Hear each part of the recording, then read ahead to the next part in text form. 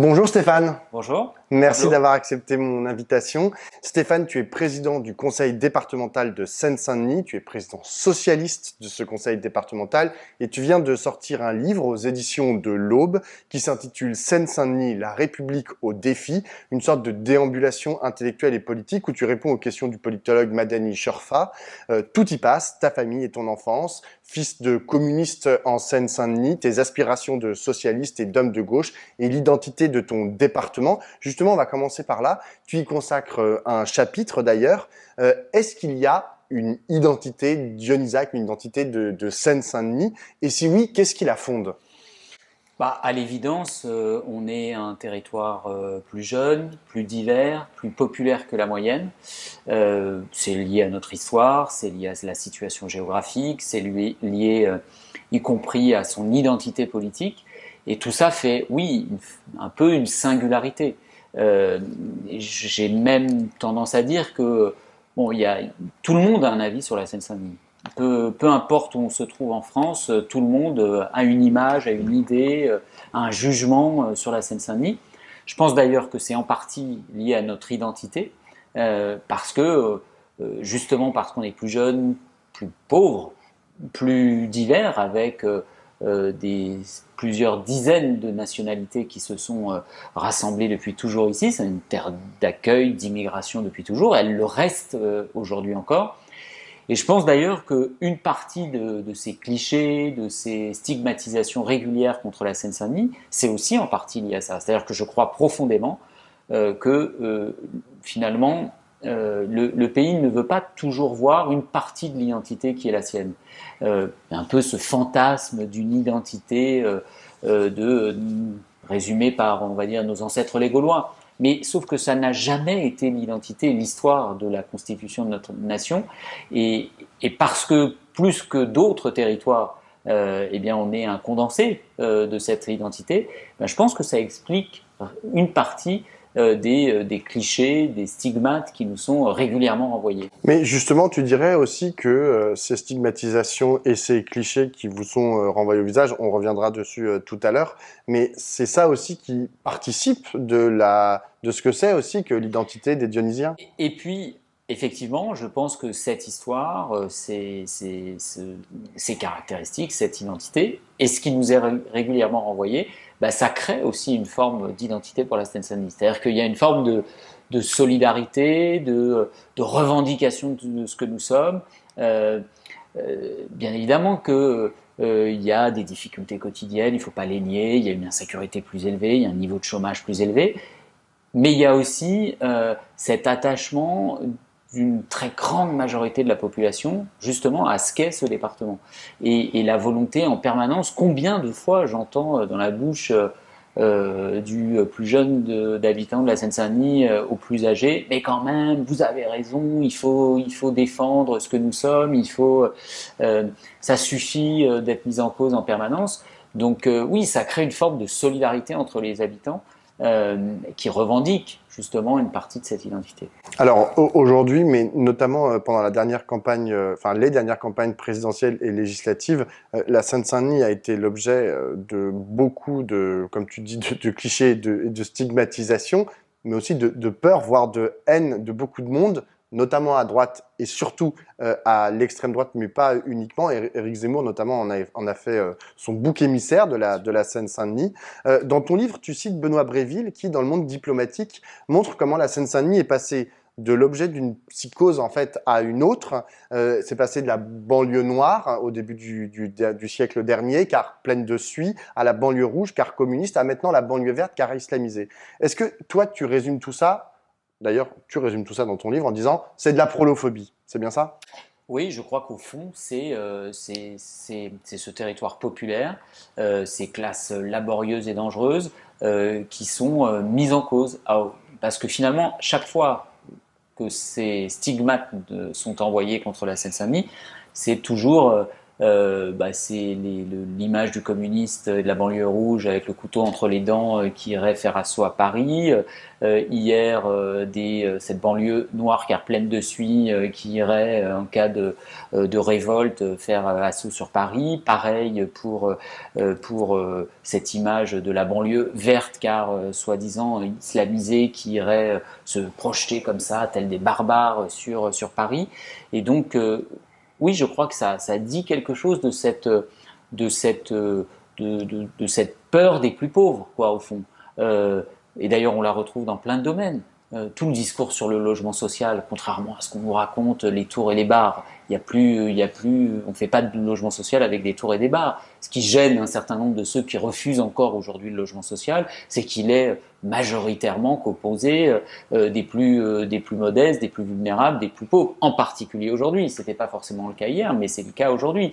Et donc, et c'est d'ailleurs pour ça que si j'extrapole avec ce que doit être la mission historique de la gauche. C'est pour ça que je pense personnellement que la mission historique de la gauche, c'est d'abord de rassembler les catégories populaires et la jeunesse pour être en mesure de porter un projet pour tout le pays et de parler ensuite à tout le pays. Mais c'est d'abord de porter les intérêts des catégories populaires et de la jeunesse. On va revenir à la gauche, à ses objectifs et à ses moyens. Mais d'abord, une question sur aujourd'hui, la stigmate principale qui est portée à l'encontre de la Seine-Saint-Denis, tu l'as dit, c'est la question du fondamentalisme religieux.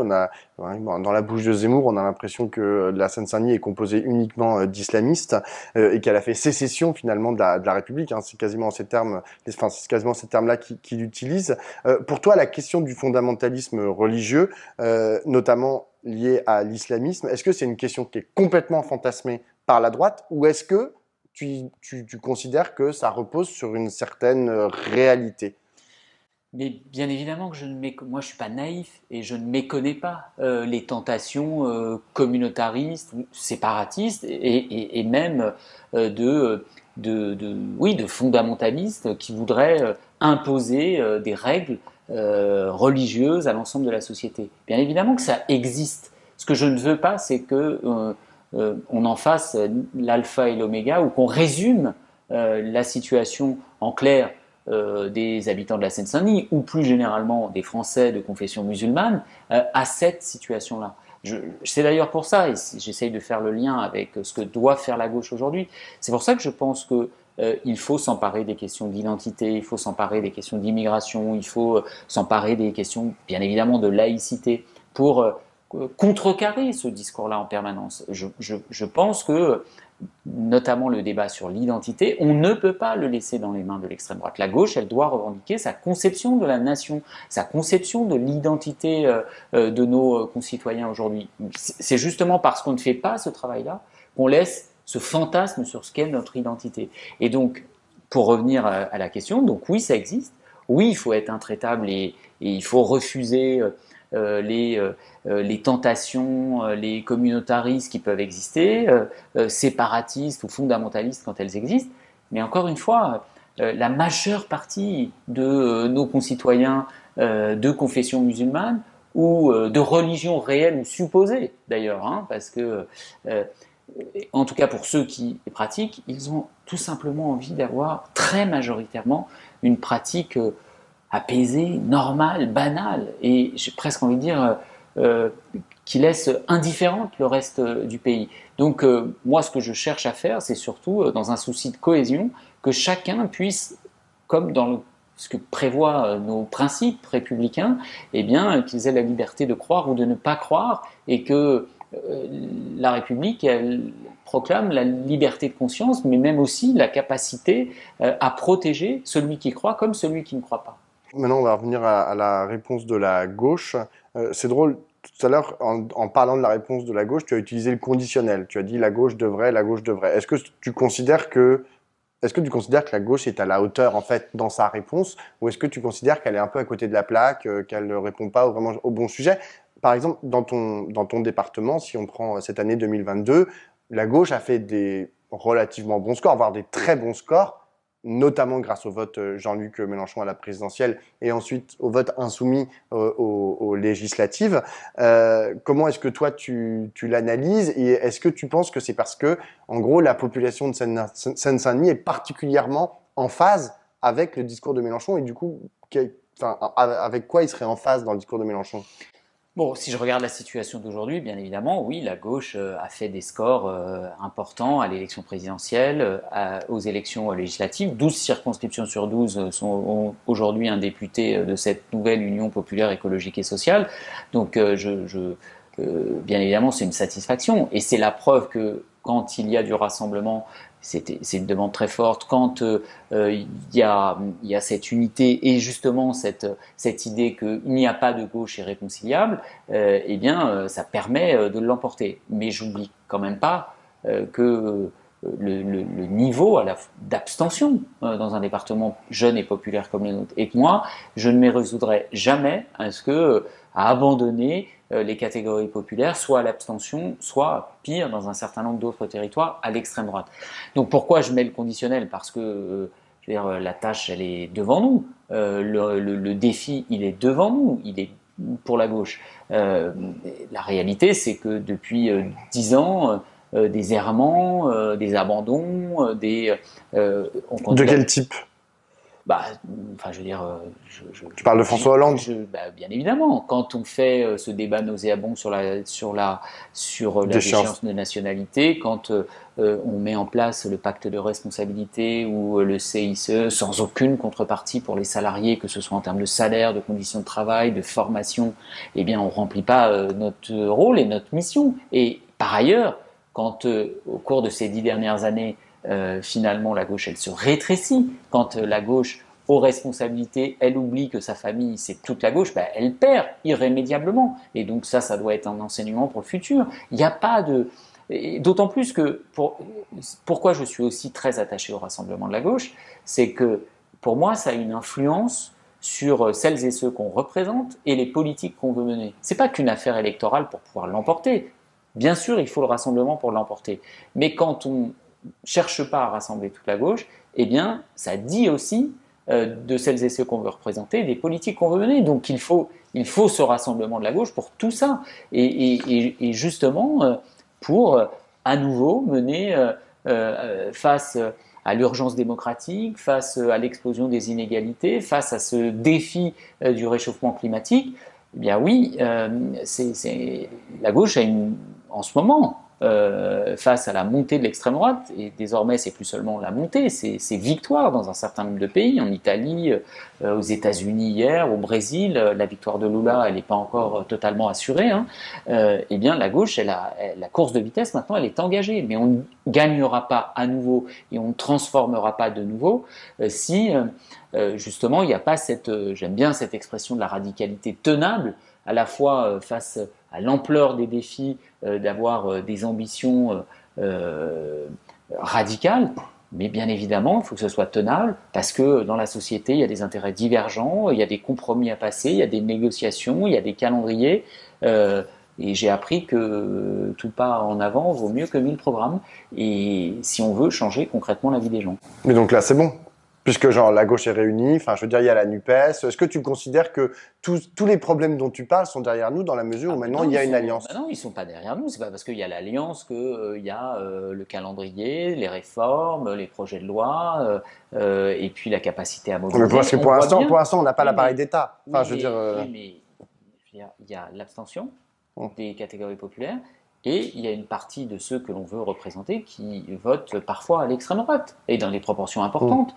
Donc, il faut aller chercher cela, et moi, je peux pas me résoudre, encore une fois, à ce que les catégories de la jeunesse, les catégories populaires et la jeunesse, soit s'abandonnent à l'abstention, soit s'abandonnent à l'extrême droite. Et puis, il faut aller en chercher d'autres, y compris des plus modérés, qui ne supportent plus l'injustice de ce pouvoir, les inégalités, l'inaction climatique, et cela, il faut aussi leur parler, il faut aussi aller les chercher. Et donc, oui, dans ce nouveau rassemblement de la gauche, eh bien moi je veux aussi réaffirmer fortement l'identité qui est la mienne, qui est la nôtre, qui nous fait gagner dans les collectivités locales, qui nous fait parler à la société civile organisée. Moi je crois aussi beaucoup à ce triptyque pour l'emporter demain au niveau national, aux parlementaires, aux élus locaux qui transforment concrètement, et puis aussi à cette société civile qui porte des solutions de gauche et qui a besoin de débouchés politiques pour que ce qu'elle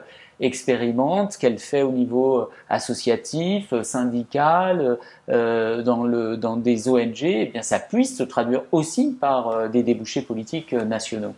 Mais est-ce que tu considères qu'aujourd'hui, les bases de ça, elles sont posées et que maintenant, il y a plus qu'à aller, il y a plus qu'à continuer à dérouler la pelote de laine et puis on va y arriver? Ou est-ce que tu considères qu'il y a quand même des changements de braquet à faire, notamment considérant, par exemple, à la fois l'abstention ou la montée du vote d'extrême droite dans certains territoires qui sont pas les tiens, qui sont plutôt voilà, ceux des territoires ruraux et des bourgs et des campagnes. Mais du coup, qu'est-ce qui a changé en fait? Si tout était fait, on aurait gagné. Oui, Or, mais alors on qu'est-ce qui a On changé? n'a pas gagné. C'est très bien, on a 150 députés à l'Assemblée nationale, mais ça ne fait pas la majorité. Qu'est-ce qui a changé? Visiblement, peut-être cet équilibre entre la radicalité et la capacité à faire et à mettre en œuvre. Cette manière de mener les combats politiques, oui, moi je crois que, encore une fois, quand on est en responsabilité, notamment, eh bien, c'est notre boulot au niveau local, quand on gère des collectivités, bien évidemment qu'on a des objectifs, bien évidemment qu'on a des ambitions, mais on sait que parfois, pour être crédible, pour convaincre, pour aller chercher ceux qui permettent de faire une majorité, il faut des étapes, il faut des négociations, il faut chercher des compromis. Est-ce que, disons-le, c'est peut-être ce qui nous sépare aussi d'une partie de nos alliés au sein de la gauche, cette capacité en permanence à négocier, à être dans le compromis, à une manière de faire de la politique qui soit plus rassembleuse. Oui, je pense que ça fait partie des choses qu'il va falloir être capable de mieux faire, de mieux dire dans la période qui s'ouvre. Mais le problème, en fait, ce que j'arrive pas très bien à comprendre, c'est toi, où est-ce que tu te situes exactement? Parce que ça fait longtemps, par exemple, non mais ça fait longtemps que les socialistes dirigent des villes, dirigent toutes sortes de collectivités territoriales. Vous avez même dirigé au plus haut niveau de l'État, etc. Bon, on peut pas vraiment dire que le résultat aujourd'hui en 2022 soit des plus probants quand on voit par exemple le score du Parti socialiste à l'élection présidentielle. Et donc du coup, est-ce que toi par exemple tu remets aussi en question la façon dont tu as fait de la politique, dont tu as par exemple dirigé ce département depuis que tu as été élu? Et d'ailleurs, on a commencé la discussion vis-à-vis de l'extrême droite. Je pense que j'ai dit ça pendant toute la campagne présidentielle.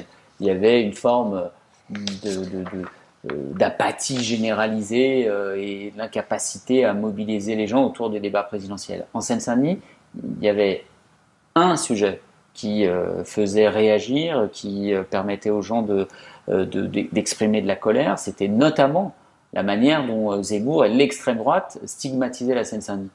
Et il faut bien reconnaître que, et c'est ce qui, de mon point de vue, justement à solidifier la position des Insoumis dans cette nouvelle union populaire et écologique et sociale, c'est cette forme de radicalité-là dont l'électorat de gauche aujourd'hui, à laquelle il aspire en partie. Et d'ailleurs, c'est pas pour rien si notamment la fermeté, la radicalité d'un Mélenchon face à Zemmour, ça a été un élément qui a contribué à mobiliser une partie des habitants de la Seine-Saint-Denis, et notamment les plus jeunes.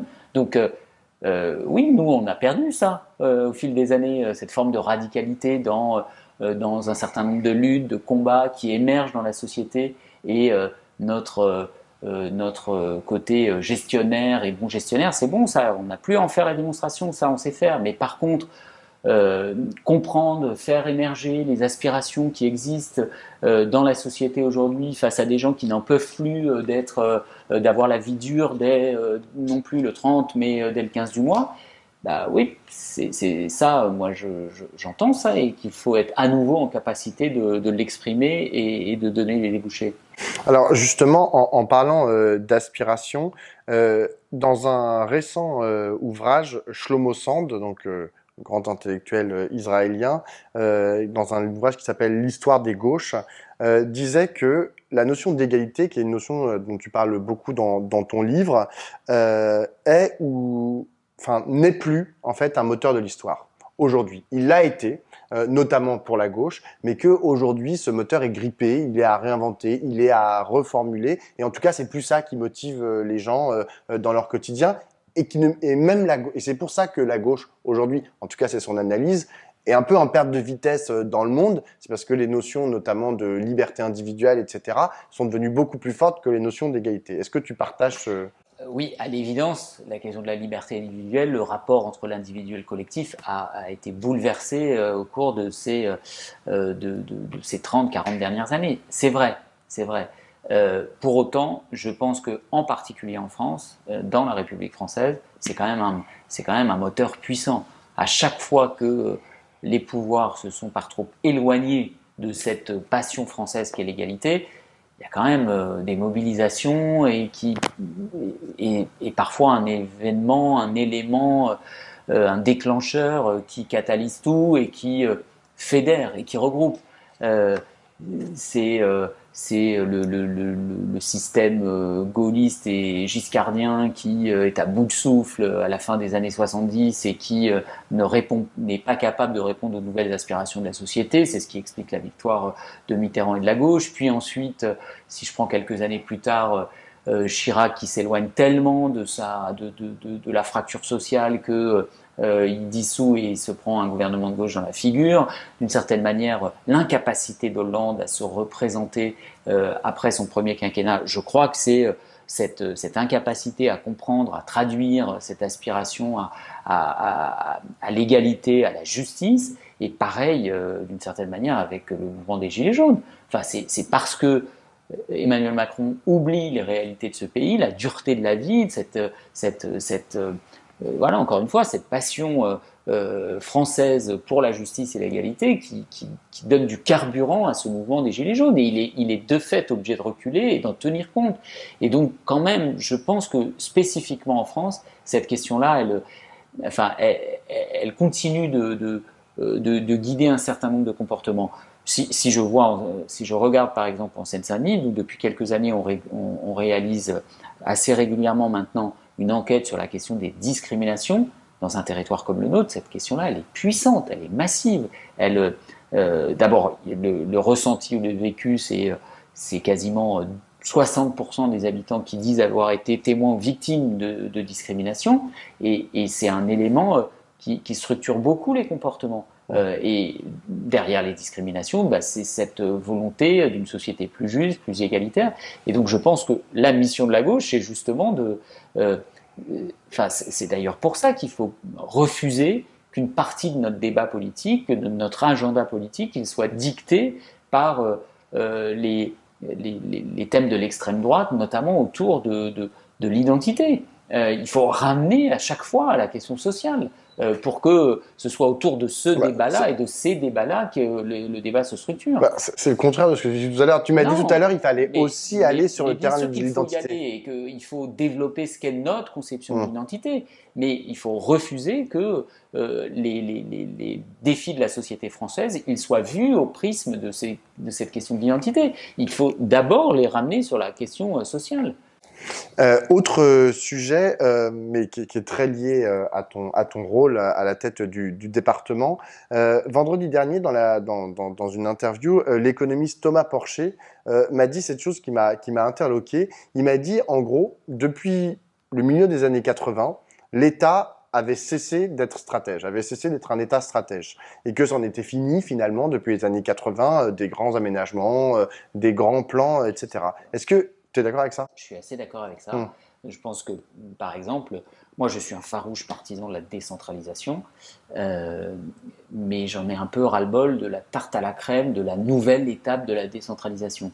Parce que quand on fait décentralisation, fin de l'autonomie fiscale et financière des collectivités locales, volonté régulière de réduire les dépenses publiques, et que par ailleurs on ne fait plus d'aménagement du territoire, eh bien on laisse la main libre au marché. Et dans ces conditions, eh bien, c'est les inégalités territoriales, les inégalités entre citoyens qui l'emportent. On peut toujours m'expliquer que les écoles de Sevran ou Clichy-sous-Bois, elles sont, le gamin qui rentre à l'école de Clichy ou de Sevran, il a le sentiment qu'il est traité de la même manière par la République quand il rentre de l'école de Puteaux, mais c'est un mensonge. C'est un mensonge. Bon, je ne dis pas que quand il n'y avait pas la décentralisation, tout était parfait et l'État jouait son rôle égalitaire. Mais en tout cas, j'ai le sentiment que avec ce rouleau compresseur du libéralisme et du néolibéralisme qui quand même se développe depuis ces 30-40 dernières années, la République qui s'était donné des outils pour justement la justice sociale, l'égalité, elle s'affaiblit de ce point de vue parce qu'elle a affaibli ses propres outils. La question du logement social, qui était un élément de ces outils que la République avait pour justement la justice et l'égalité, c'est vrai de la sécurité sociale, c'est vrai de l'indemnité de chômage, c'est vrai sur les retraites, c'est vrai des grands services publics, le délitement aujourd'hui des services publics qui participent de ces politiques d'égalité et de justice. C'est quand même une réalité que personne ne peut nier. Et donc, oui, je partage son constat. Alors, je vais juste prendre un point là que tu viens de citer, c'est celui par exemple du logement, et plus globalement d'ailleurs de l'urbanisme. Toi, tu es à la tête d'un département, donc d'un assez grand territoire. Aujourd'hui, on n'est plus à l'époque d'Haussmann où on pouvait tout péter pour faire des grandes routes ou je sais pas quoi, enfin, ou déplacer de façon entière des quartiers et dire bon bah là on rase tout et puis là on va tout reconstruire par là-bas et puis on va tout redéfinir en fait parce qu'on a une nouvelle idée de ce que doit être la société de demain. On peut plus faire ça. Enfin, ça, c'est pas envisageable. Mais du coup, qu'est-ce qu'on peut faire? Qu'est-ce que ça pourrait être? En fait, admettons que demain, tu aies les clés du pouvoir de façon partagée, machin, avec démocratique, blablabla. Mais qu'est-ce que tu ferais, en fait? Qu'est-ce qu'on peut faire, en fait, en matière urbaine? Pour que vraiment, ça soit pas le marché qui décide, en gros, de où est-ce qu'on met des gares du Grand Paris et où est-ce que les prix sont. En l'occurrence, c'est exactement l'exemple que je viens citer. Je ne peux pas être suspecté d'être un fan de Nicolas Sarkozy, mais je lui reconnais une chose, c'est que cette forme de volontarisme politique qui le caractérisait, plutôt que de s'occuper du mécano institutionnel pour faire le Grand Paris, il a eu, de mon point de vue, une bonne intuition de dire on peut toujours parler du Grand Paris à l'habitant de Clichy-sous-Bois ou de Sevran au fin fond de la Seine-Saint-Denis. Enfin, tant qu'il continuera de mettre 2 heures pour aller de l'autre bout de l'Île-de-France, ça n'aura aucune réalité. Donc, par exemple, cette question des transports du quotidien, cette question des infrastructures les plus lourdes, bah oui, ça nécessite quand même. Il ne s'agit pas de tout raser et de tout refaire, mais ça nécessite une vision à long terme, ça nécessite d'avoir cette vision de l'équilibre territorial, de l'aménagement du territoire, la question de l'implantation des services publics. Bah oui, ça c'est de la volonté politique, de dire on implante tel grand service public, on réinvestit dans les grands services publics, bah ça c'est de la volonté politique, il n'y a pas besoin de tout raser. Quand on décide de faire ou de ne pas faire des investissements immobiliers pour le tribunal de grande instance de Bobigny, alors qu'on a dépensé des sommes énormes pour le tribunal, et c'était normal vu que c'est la première juridiction française, le tribunal de grande instance de Paris, mais enfin quand même, ça dit quelque chose de notre volonté. Quand il y a 3 fois moins de lits de réanimation en Seine-Saint-Denis qu'il n'y en a dans les Hauts-de-Seine, alors qu'on est désormais le 2e département le plus peuplé d'Île-de-France après Paris, ça dit quelque chose de... ou alors sinon, si on considère que la puissance publique ne peut plus rien faire et que c'est la main invisible du marché qui va décider de tout, des implantations, des aménagements, bah oui, on a ces inégalités qui s'accroissent. J'avais une réunion ce matin même avec la région Île-de-France qui lance la concertation sur son nouveau schéma d'aménagement de la région Île-de-France.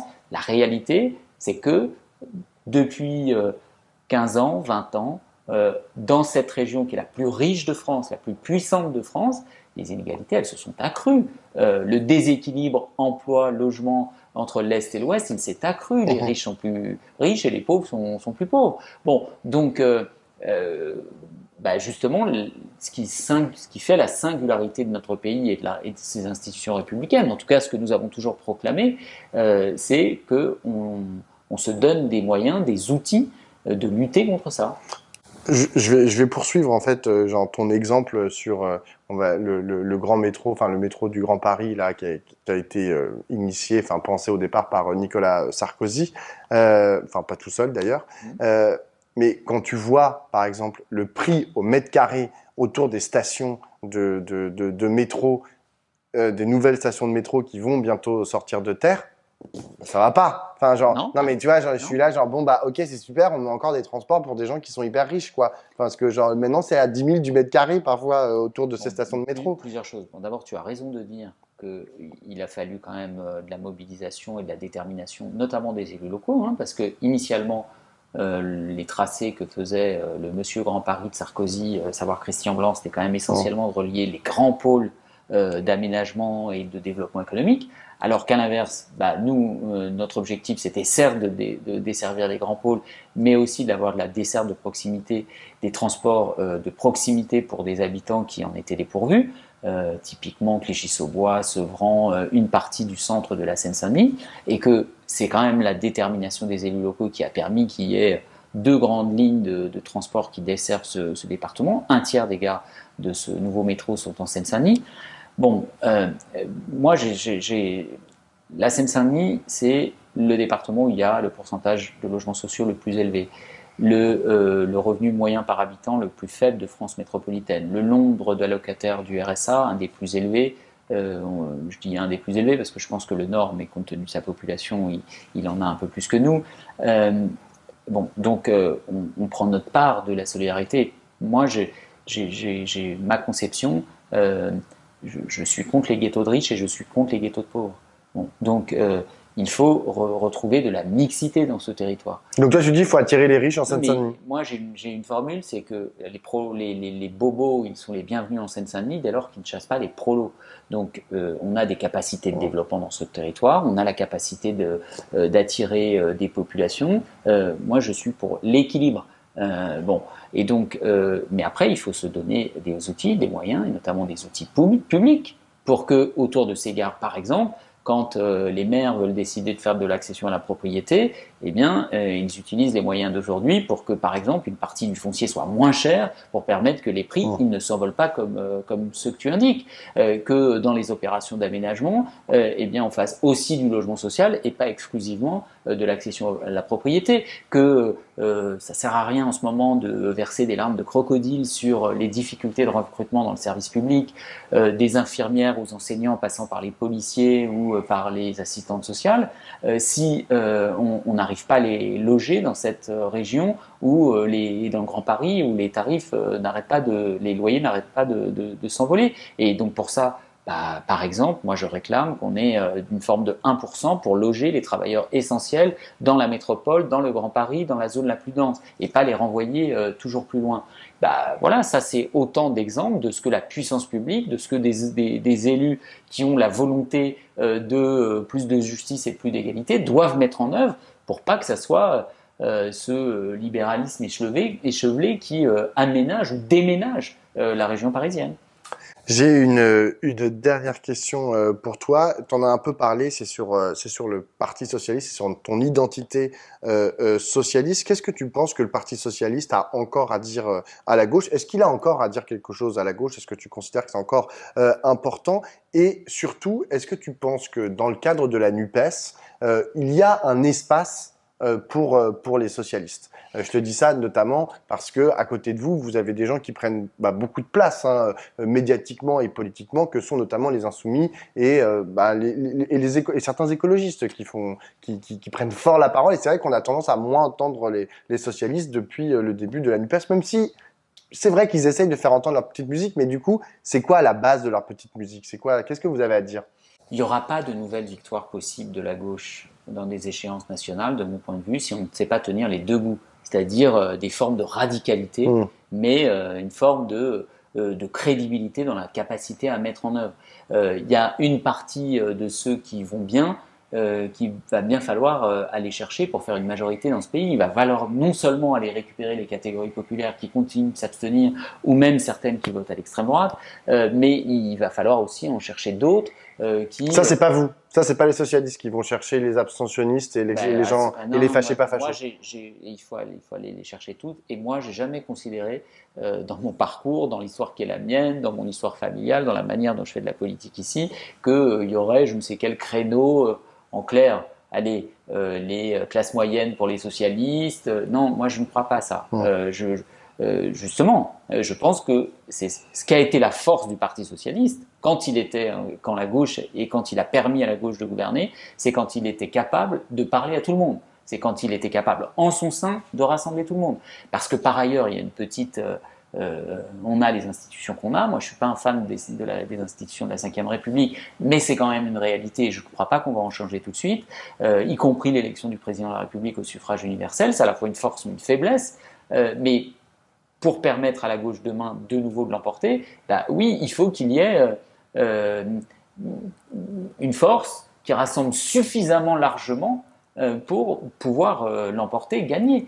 Et bah, si le Parti socialiste sait tenir le debout, bah, un nouveau Parti socialiste, pas le Parti socialiste qui est dans la difficulté qu'il connaît aujourd'hui, mais si il est à nouveau, mais c'est pour ça que moi je crois au dépassement du Parti socialiste. Moi je suis pas un fétichiste de l'organisation politique telle que je l'ai connue. Parti socialiste, ça a été la SFIO, elle s'est effondrée, et ça a été ça la force de Mitterrand, ça a été justement de reconstruire une formation politique à partir y compris de mouvements éparses. Il se passe plein de choses dans la société. Ils sont, enfin les socialistes ou les militants de gauche, ils sont majoritairement, ils ne sont pas dans nos appareils politiques. Pas plus les socialistes, pas plus le Parti socialiste que le Parti communiste, les écologistes et même LFI. Ils sont en dehors de tout.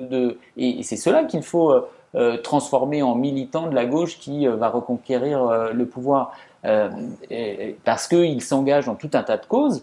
Et il faut qu'on soit capable à nouveau, et encore une fois, c'est ça qui a été la force de la gauche à la fin des années 70, début 80, c'est d'être capable de traduire toutes les aspirations qu'il y a dans la société eh bien, en débouchés politiques. Et ça, je crois que oui, c'est une des faiblesses de chacune de nos organisations politiques actuelles. Et oui, le Parti socialiste plus que les autres compte tenu de son score, mais il faut retrouver une formation politique, il faut reconstruire une formation politique qui soit la plus large possible. Toute dernière petite question. Et finalement, la question, elle nous est posée à nous, mais elle est posée aussi aux bien sûr, insoumis. Bien sûr. Les et aux insoumis écolos. sont certes les plus forts aujourd'hui au sein de la gauche, mais quel rôle ils veulent jouer demain? Moi, je ne crois pas que ça soit sur. D'ailleurs, je ne suis pas le seul à le penser quand j'écoute François Ruffin en ce moment. En termes de manière d'appréhender le débat politique, en matière de crédibilité des propositions, bah, quel rôle ils veulent jouer? Ils veulent jouer le parti communiste des années 70-80 qui peu à peu s'est situé entre 10 et 15%, ou est-ce qu'ils veulent être se dépasser eux-mêmes et être plus que ça? Voilà, moi je trouve que la situation de la gauche aujourd'hui, elle est déjà un peu moins désespérante qu'il y a 6 mois ou un an, elle est même plutôt stimulante. Et donc moi je ne suis pas gêné par le fait qu'il y ait une forme d'émulation entre nous sur la manière dont on va pouvoir reconstruire une grande formation politique de la gauche qui rassemble très largement. Toute dernière petite question, en parlant d'émulation et de réflexion de ce que c'est que le Parti socialiste. Vous allez tenir votre congrès en début d'année prochaine. Il faut s'attendre à quoi? C'est quoi les enjeux? C'est justement, toi tu vas porter par exemple cette thématique du dépassement du Parti socialiste. Tu as parlé de nouveau Parti socialiste. Oui, avec d'autres. Je réfléchis pas mal avec Johanna Rolland, avec Benoît Rivet, Mathieu Klein, ce qu'on avait appelé pendant la campagne présidentielle l'équipe de France des maires, et qui sont sur cette idée que il faut à la fois en termes d'objectifs, de manière de faire, de structuration de l'organisation, dépasser le Parti socialiste tel que nous on l'a connu quand on y est entré, pour les uns il y a 30 ans, pour d'autres il y a 10 ou 20 ans, si on veut à nouveau pouvoir l'emporter. Et puis par ailleurs, moi je considère que ce congrès il doit aussi renforcer cette idée que le rassemblement de la gauche, c'est un acquis, on ne revient pas en arrière. Donc ça va être un référendum pro-anti-NUPES, quoi, aussi. Il ne faut pas que ce soit ça, mais parce qu'il faut que chacun assume son orientation. Si ce n'est pas le rassemblement de la gauche et des écologistes, des insoumis aux communistes, en passant par les écologistes et les radicaux, qu'est-ce que c'est le rassemblement de la gauche? C'est quoi? Ça ne fait pas une majorité. Déjà, là, la gauche qui va des insoumis aux socialistes en passant par les communistes et les écologistes, ça ne fait pas une majorité. Donc qui peut penser que Bah, il y a une autre proposition bah, qui est sur la table, c'est de dire, je- bah, tout ça, les communistes et surtout les insoumis, c'est l'extrême gauche, et puis nous, on va récupérer, genre, oui, l'ancienne mais gauche, et encore notamment, comme dira plus bon, Emmanuel Macron, on va récupérer une partie de son électorat. Voilà, oui, ben, bon, d'abord, c'est une pas proposition. automatique. Ah bah non, c'est pas automatique, C'est non. loin d'être automatique, hein, parce que d'ailleurs, je pense quand même que ce qui reste de l'électorat d'Emmanuel Macron aujourd'hui est quand même plutôt un électorat libéral de Mhm. centre droit. Donc, moi, voilà, je pense encore une fois qu'il n'y a pas de gauche irréconciliable, que ça a toujours été l'histoire de la gauche. Enfin, encore une fois, quand Mitterrand il a fait le rassemblement de la gauche et des écologistes, mais enfin, les communistes, ils étaient alignés sur Moscou, ils étaient contre l'Union européenne, ils faisaient peur à nos alliés américains, et le débat, il a toujours lieu. Et donc, et je pense que finalement, la période, parce que ce rouleau compresseur néolibéral qui a déroulé depuis 30-40 ans sur les économies occidentales, il montre quand même ses limites, là, maintenant, entre les inégalités, l'extrême droite qui s'empare du pouvoir, cette question du réchauffement climatique qui n'est pas traitée aujourd'hui, bah oui, il y a une nouvelle période possible à nouveau pour une gauche qui veut transformer et traiter les questions écologiques, sociales et démocratiques. Bah, sur ces mots magnifiques qu'on s'arrêtera. Merci beaucoup, Stéphane. Merci à toi.